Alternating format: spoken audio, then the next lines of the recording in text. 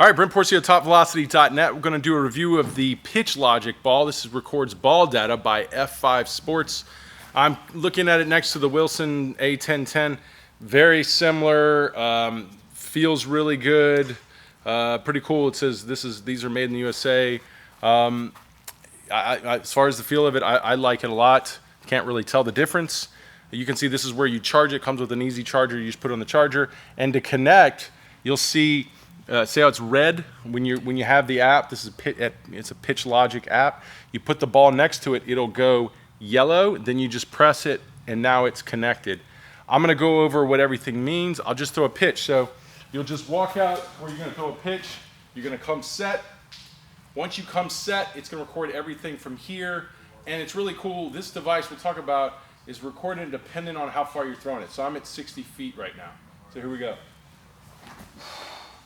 Okay. I'm going to retrieve the ball back.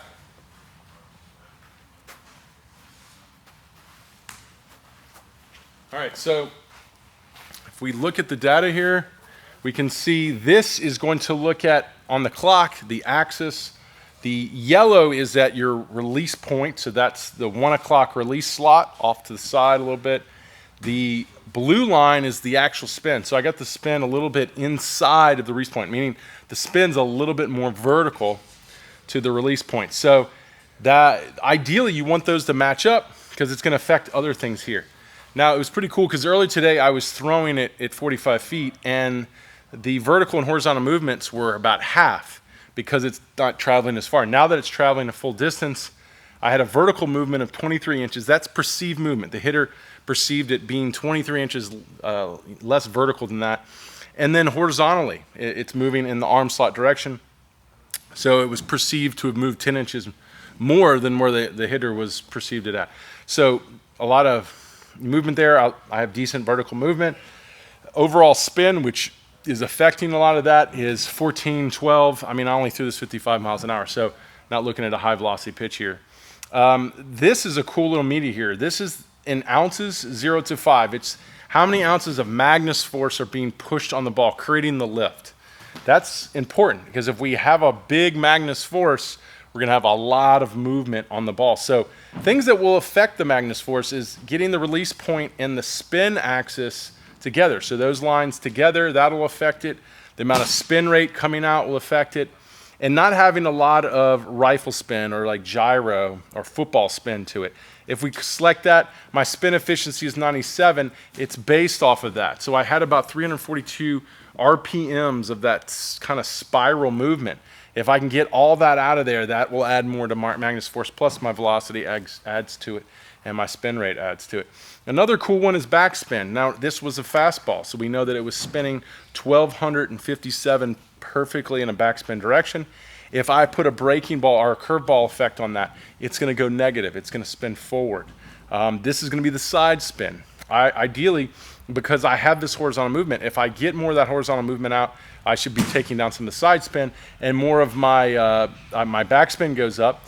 Potentially, my total spin could maybe improve as my spin efficiency gets better, because if any of this is in the same direction, creating that gyro, that rifle spin, that's going to take effect on the total spin.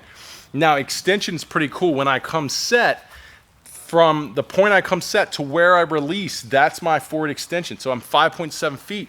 From where I came set to where I released the pitch was 5.7 feet. And from where I came set to where I cocked the ball back was about 0.5 feet. So I like that.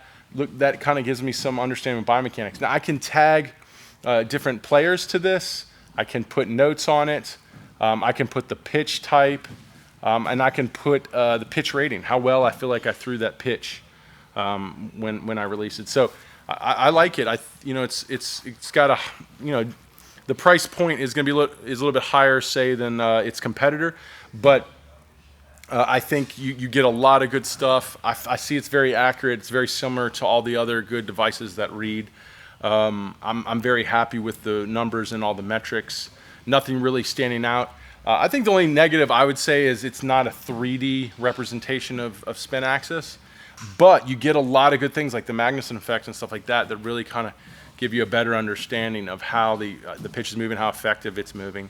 And you could go off and start building pitches off this pretty easy, you know, working on getting more cut, getting more less horizontal movement, getting more vertical movement, less rifle spin, less side spin, and trying to you know, cut my ball the other way from, say, a right-handed hitter. I could work on my curve balls, getting more backspin effect. You know, all of my pitches here could be easily designed with pitch logic, so pretty happy with it. I like it, feels great. The word around the street here, those guys playing with it really like it. They like the feel of it. They like the consistency out of it. So I'm going to give it a thumbs up. So if you want to check and learn more about it, it's Pitch Logic. DM me. I'd be glad to answer those questions, and I hope that helped.